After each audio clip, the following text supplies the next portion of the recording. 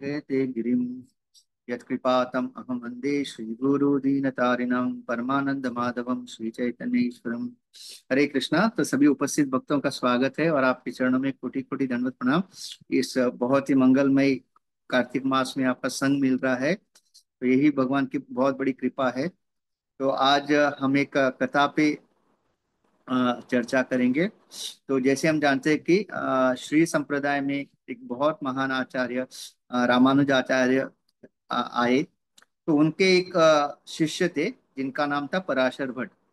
तो एक दिन पराशर भट्ट के जो उनके शिष्य थे, एक बार आके उनसे सवाल पूछते हैं कि गुरुदेव, एक वैष्णव के ऐसे कौन से लक्षण या गुण है जो हमको अपने जीवन में आचरण करना है और जिससे भगवान बहुत आकर्षित होते हैं। तो पराशर भट्ट जो ये प्रश्न जब सुनते हैं तो बहुत प्रसन्न होते हैं और अपने शिष्य से कहते हैं कि आपने बहुत ही सुंदर प्रश्न पूछा है और ये बहुत गंभीर प्रश्न भी है, लेकिन मैं अपने आप को अयोग्य मानता हूँ इस प्रश्न का उत्तर देने के लिए। और इसका प्रश्न का आपको सबसे अच्छा उत्तर, और एक मेरे जो गुरु भाई जो रामानुज आचार्य के और एक जो शिष्य है अनंत आचार्य, वो आपको इस प्रश्न का उत्तर दे सकते हैं। लेकिन आपको उनसे मिलने के लिए कहाँ जाना पड़ेगा? तिरुपति। तो ये जो पराशर भट्ट थे वो श्रीरंगम में रहते थे। तो श्रीरंगम से तिरुपति अगर जाना है, और उस समय की बात है जहाँ पे गाड़ी वगैरह नहीं था, आपको पैदल जाना पड़ता। तो आपको 400 मील यहाँ से लंबा सफर है। अगर आप सही में इस प्रश्न का उत्तर चाहते हो तो आपको वहां जाना पड़ेगा। तो जो वो शिष्य थे, उन्होंने पराशर भट्ट अपने गुरु का आ, आज्ञा मानते हुए, उनका आशीर्वाद लेते हुए वो वहां से निकल पड़े तिरुपति के लिए। और सोचिए उस मतलब उस टाइम पूरा घना जंगल, खूंखार जानवर, तो बिना कुछ संकोच के पूरा निडर होके गुरु का आशीर्वाद और आज्ञा का अ, आज्ञा लेके वो उस पूरा 400 मील चलते चलते जो है तिरुपति जाते हैं। और वहां पे जाके वो जो अनंत आचार्य के आश्रम में जाके उनसे मिलते हैं। तो वहां पे मिलते हैं और कहते हैं कि मुझे मेरे गुरु ने आपके पास भेजा है। एक्चुअली मेरा एक प्रश्न था, तो उस प्रश्न का उत्तर पाने के लिए मैं आपके चरण कमलों में आया हूँ। तो अनंत आचार्य कहते हैं कि बहुत सुंदर है, आप इतने दूर इतना लंबा सफर तय करके आए, तो आप क्या करिए, आप थोड़ा आराम कीजिए और थोड़ा सेवा कीजिए, और उसके बाद आपका जो भी प्रश्न है उसका मैं आपको उत्तर देता हूँ। तो इस तरह से कुछ हफ्ते बीत गए, एक महीना हुआ, 2 महीना हुआ, और निरंतर वहां पे जो अनंत आचार्य है उस शिष्य से बहुत सारी सेवाएं करवाने लगे। बहुत ही निम्न तरीके की सेवा, आश्रम को साफ करना, शौचालय साफ करना और भक्तों की सेवा करवाना। तो इस तरह से, और वो जो शिष्य था बिना संकोच के बहुत ही प्रसन्न होके ये सारी सेवाएं कर रहा था।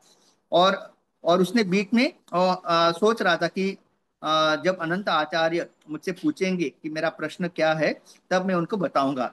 तो उन्होंने उनको जब पहले बार मिले था तब बताया था, लेकिन उसके बाद में वो रुके थे कि अनंत आचार्य अब जब मुझसे पूछेंगे तभी मैं उस प्रश्न उनसे पूछूंगा।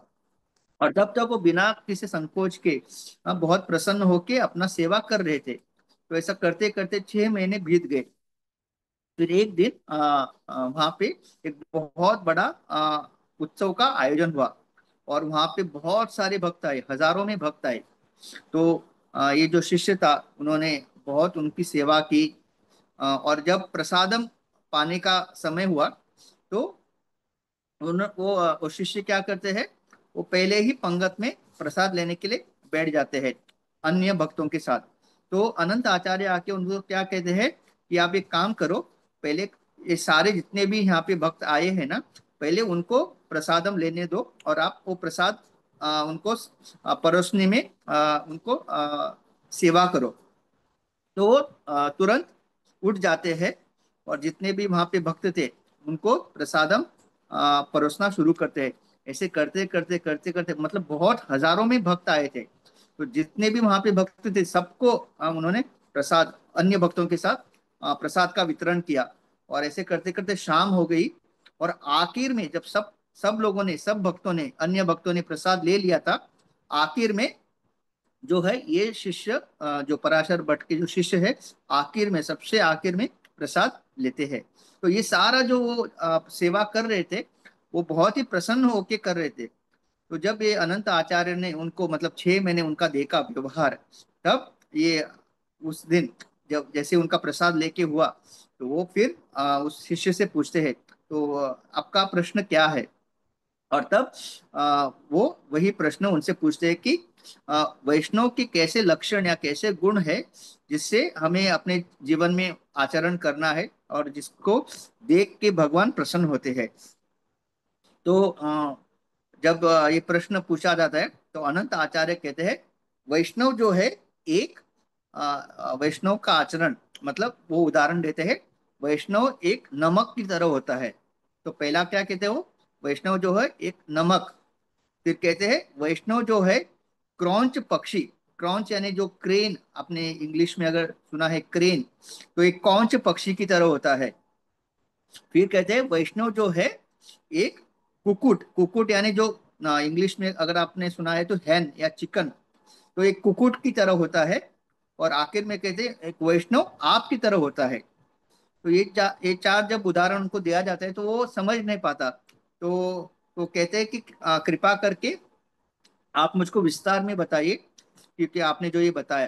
तब अनंत आचार्य कहते हैं कि ये जो विस्तार में आपको, ये आपके गुरु पराशर भट्ट समझाएंगे। तो सोचिए, अभी वो इतना 400 मील चल के आए तिरुपति, उनके गुरु ने कहा था कि अनंत आचार्य आपको इसका उत्तर देंगे। आने के बाद 6 महीना उन्होंने पूरा सेवा किया, निसंकोच प्रसन्न होके। और आखिर में उन्होंने उत्तर दिया, वो भी इतना संक्षेप में, मतलब उनको कुछ समझ में नहीं आया। वैष्णव यानी एक नमक की तरह, वैष्णव यानी एक कौंच पक्षी की तरह, वैष्णव यानी कुकुट की तरह, और वैष्णव यानी आप। उनको कुछ समझ में नहीं आया, लेकिन फिर भी उन्होंने क्या किया, उसको भी स्वीकार करके, बिना मन में कुछ गलत भावना रखते हुए, उन्होंने क्या किया, ठीक है, अगर आप कह रहे हैं इसका विस्तारित उत्तर मेरे गुरु देंगे। तो वापस वो तिरुपति से 400 मील वापस चल के श्रीरंगम आते हैं।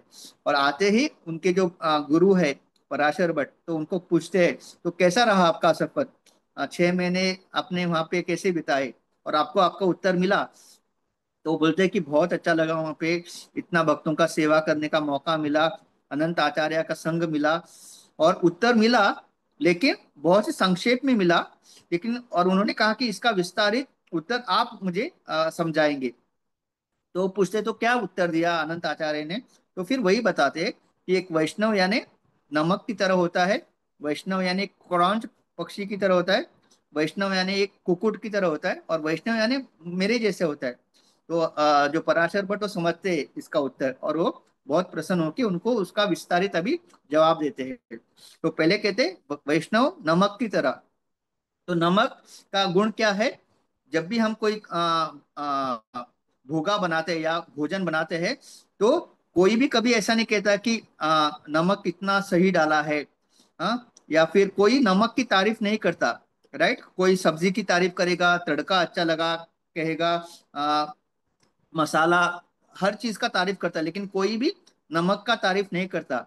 अगर नमक ज्यादा गिर गया तो समझ में आता है कि भोजन सही नहीं, या फिर कम गिरा तो, या फिर नहीं है तो इस तरह से नमक जो है हमेशा कोई उसका उल्लेख या उसका तारीफ नहीं करता, लेकिन उसके बिना भोजन जो है अस्वादित, मतलब कभी स्वाद नहीं आता। तो एक वैष्णव क्या होता है, हमेशा बिना कोई मान प्रतिष्ठा, बिना कोई पूजा लाभ प्रतिष्ठा का कामना रखते हुए हमेशा निरंतर सेवा करता है, हमेशा is always in the back, मतलब पीछे रह के सेवा करता है, और उसकी कोई अपेक्षा नहीं होती। तो ये पहला गुण है वैष्णव का, जो तो नमक की तरह, यानी वो अपना इवन अस्तित्व, जब हम नमक को डालते हैं पकाते वक्त, तो इवन वो अपना अस्तित्व तक खो जाता है। तो एक सच्चा वैष्णव क्या है, अपनी गुरु की सेवा, अपना वो मिशन की सेवा के लिए हर चीज करता है।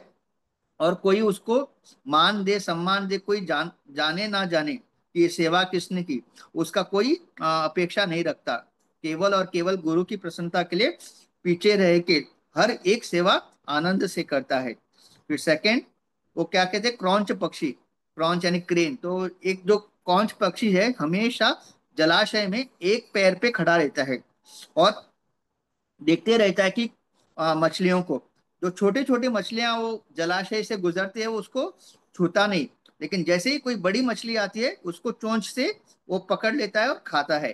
तो यहाँ पे अभी मछली खाने का हम लोग प्रमोशन नहीं कर रहे, तो इसका उदाहरण से हम ये सीखते हैं कि एक वैष्णव जो होता है ना, अपने जीवन में बहुत सारी छोटी छोटी समस्याएं ये सब आते रहती है, लेकिन वो कभी भी, और जैसे छोटी मछलियां कौन पक्षी ध्यान नहीं देता, तो एक वैष्णव कभी भी जीवन में प्रजल्प पे या किसी में दोष देखना, इसमें कभी ध्यान नहीं देता।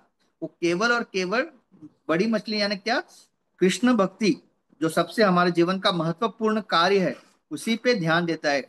वैष्णव का संग कैसे लेना है, कैसे कृष्ण कथा सुनना है, कैसे निरंतर भगवान का जप करना है, ये जो बहुत ही बड़े और महत्वपूर्ण जो कार्य है, हमेशा उसी पे ध्यान देता है। और हर चीज, पॉलिटिक्स, राजनीति, कूटनीति, भक्तों में दोष देखना, ये समस्या वो समस्या, ये गलती वो गलती, वो छोटी मछलियों की तरह वो कभी ध्यान नहीं देता। तो ये था उदाहरण क्रॉन्च पक्षी का। फिर तीसरा है कुकुट। कुकुट यानी जो हैन। तो इसका क्या अर्थ है, तो जो कुकुट होता है वो कूड़े कचरे में भी जाके क्या करता है, कूड़े कचरे में भी जाके सब देख देख के कोई एक पोषण देने वाला, अगर उसको कोई एक क्या कहते हैं, सीड उसको मिलता है, तो उसको ढूंढता है। तो मतलब कूड़े कचरे में भी से वो ऐसे क्या कहते हैं, अंकुरित जो नरिशमेंट दे सकता है, ऐसे सीड को देख के खाता है। तो इसका उदाहरण ऐसा है कि जो एक वैष्णव होता है, इवन विपरीत परिस्थिति में भी, अगर परिस्थिति ठीक नहीं है, बहुत प्रॉब्लम है, उसमें भी वो अपने भक्ति में किस तरह से अच्छी तरह से भक्ति करे, इसके ऊपर ध्यान देता है। और हर भक्तों में अच्छे अच्छे गुण दिखता है। जैसे हम जानते हैं कि हम कलयुग में हर किसी में कोई ना कोई अवगुण है, राइट। लेकिन एक वैष्णव जो है वो कभी भी और भक्तों के अंदर अवगुण नहीं देखता, और देखता है कि उसके अंदर क्या अच्छा गुण है, जिस गुण को विकसित करके उसकी भक्ति मार्ग में उसको आगे लाया जाए। और इसके उत्तम उदाहरण है हमारे शिला प्रभुपाद। तो शिला प्रभुपाद भी जब पाश्चात्य देश में गए, ऐसे नहीं कि उनको उत्तम कोटि के शिष्य मिले, उन्होंने भी मतलब जो एकदम निम्न स्तर पे थे उनके अंदर उनको अपनाया, उनके अंदर अच्छे गुण देख के उस अच्छे गुणों को विकसित कर करके उनको महाभागवत के स्तर पे लाए। तो ये है कुक्कुट का एग्जाम्पल। तो एक वैष्णव जो है कभी भी भक्तों के अंदर कोई भी गलतियां, कई दोष, उसको न नजरअंदाज करके उनके अंदर क्या अच्छी क्वालिटी है जिससे उनको भक्ति में आगे बढ़ाया जा सकता है, उसको देखता है। और आखिर में कहते हैं भक्त यानी आप। तो इसका मतलब क्या था कि ये जो शिष्य थे, उनके अंदर इतना मतलब सेवा भाव था, उन्होंने कभी भी विरोध नहीं किया, या कभी भी ऐसा नहीं सोचा कि मुझे जवाब तो देना दूर, मुझसे केवल सेवा किया जा रहा है, मेरा दुरुपयोग किया जा रहा है। हमको कभी कभी लगता है ना कि कितना मुझसे सेवा ले रहे हैं लोग, कितना मुझे परेशान कर रहे। कभी कभी हमको लगता है ऐसा कि लेकिन इस, ये जो भक्त थे, पराशर मुनि के जो शिष्य थे, उन्होंने हर सेवा प्रसन्नता के साथ किया। इवन जब वो प्रसाद उनको कहा, क्या कहा, आप आखिर में ले लो, तो उसमें भी उनको बुरा नहीं लगा। तो ये होता है एक भक्त का लक्षण। भक्त जो है हमेशा अपनी गुरु की आज्ञा, अपने वरिष्ठों की आज्ञा, आचार्यों की आज्ञा, उसको पूरा करने के लिए हमेशा प्रसन्न और तत्पर रहता है। उनको कभी ऐसा नहीं लगता कि मेरा शोषण हो रहा है यहाँ पे, केवल मुझसे ही सेवा कराया जा रहा है और बाकी सब लोग केवल आ रहे हैं और लाभ उठा रहे हैं, और मैं जो हूँ गधे की तरह सेवा पे सेवा किए जा रहा हूँ, नहीं। तो भक्त जो है आपकी तरह होते हैं। तो ये चार जो लक्षण है, अनंत आचार्य ये चार उदाहरणों के द्वारा उनको समझाते हैं। और यहाँ पे और एक बहुत ही महत्वपूर्ण, अगर आपने ध्यान दिया, तो जब उस शिष्य ने पराशर भट्ट से एक सवाल पूछा तो उन्होंने क्या कहा, मैं अयोग्य हूँ। अनंत आचार्य जो है वो आपको इसका उत्तर दे सकते हैं। और अनंत आचार्य ने भी क्या किया, उनको संक्षेप में उत्तर देके क्या कहा, इसका विस्तारित जो उत्तर है वो आपको पराशर भट्ट दे रहे। तो यहाँ पे हम देख सकते हैं कि एक वैष्णव दूसरे वैष्णव की ख्याति बढ़ाने की हमेशा सोचते हैं। उनको ऐसा नहीं लगता कि मैं ही ज्ञान दूंगा, मेरा मेरा नाम बहुत बड़ा होगा, पूजा लाभ प्रतिष्ठा मेरी होनी चाहिए। हर एक वैष्णव जो है अपने आप को निम्न समझता है, और दूसरे वैष्णव की ख्याति बढ़ाने में, उनका गुणगान करने में हमेशा उनको आनंद आता है। तो हमको भी इसी तरह अपना जो है जीवन, हमको कभी बड़ा, खुद को बड़ा नहीं बनाना है। हमको जितना हो सके औरों का, हमारे गुरुजन, हमारे आचार्य, उनकी ख्याति बढ़ाने के लिए हमको भक्ति में कार्य करना चाहिए। तभी जो है हमारे आचार्यगण और भगवान प्रसन्न होंगे। तो मैं ये कह के रुकता हूँ। बहुत बहुत धन्यवाद। हरे कृष्णा। वांछा कल्पतरुभ्यश्च कृपा सिंधुभ्यश्च पतितानां पावनेभ्यो वैष्णवेभ्यो नमो नमः। कोटि वैष्णव वृंद की जय। जगत गुरु श्रील प्रभुपाद की जय।